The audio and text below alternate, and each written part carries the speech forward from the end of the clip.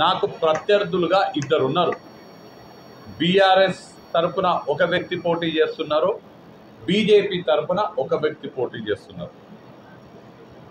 బీఆర్ఎస్కి సంబంధించినటువంటి అభ్యర్థి నాకైతే ఎక్కడ కనపడట్లేదు. అందుకు నేను వారి గురించి ఇప్పుడు ప్రస్తావన చేయకూడదు అనుకుంటున్నాను.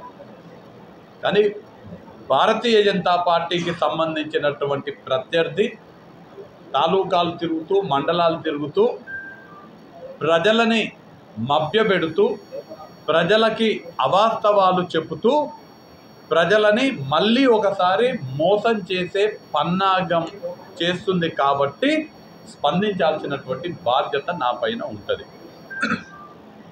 అన్ని అబద్ధాలు చెప్తూ తన కుటిల రాజకీయాలని మళ్ళీ ఒకసారి ప్రదర్శిస్తున్నది. ఉదాహరణకు ఈ మధ్యనే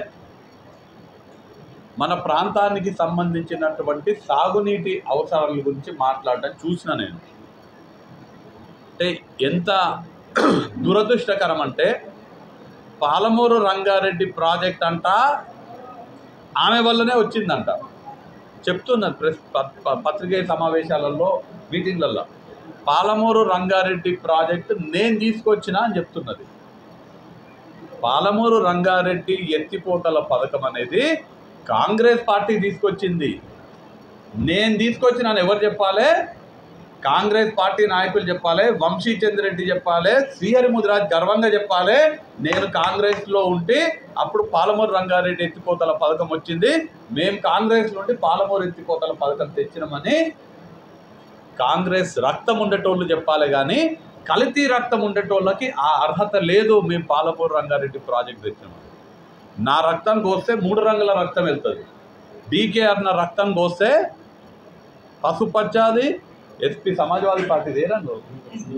blue colour, TDP yellow colour, Congress party ఉన్నప్పుడు 3 రంగులు, తర్వాత కాషాయం. ఇవన్నీ కల్తీ ఉన్నటువంటి వాళ్లకు ఆ చెప్పుకునే అర్హత ఉండదు.